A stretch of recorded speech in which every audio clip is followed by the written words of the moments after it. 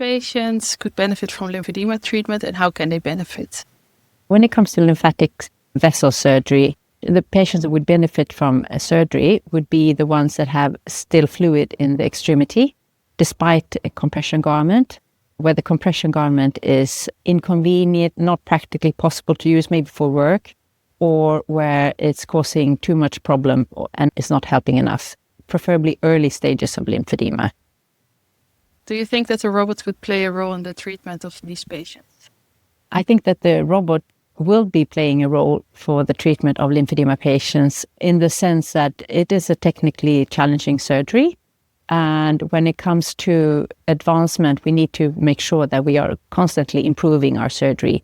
There are different ways to address this, and one is to improve the techniques, and the dexterity and the manual work can be improved by using a robot. Another aspect is the fact that it's normally a very long learning curve to achieve good vessel anastomosis.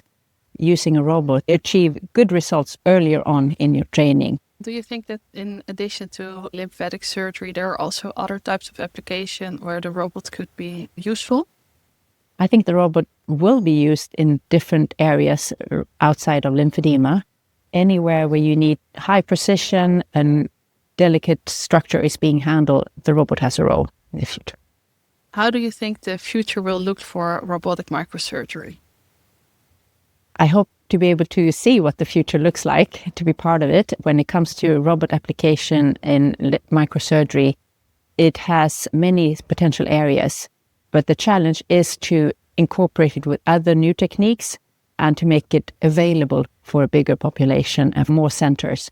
So the challenge is to make it accessible and combining it with other techniques.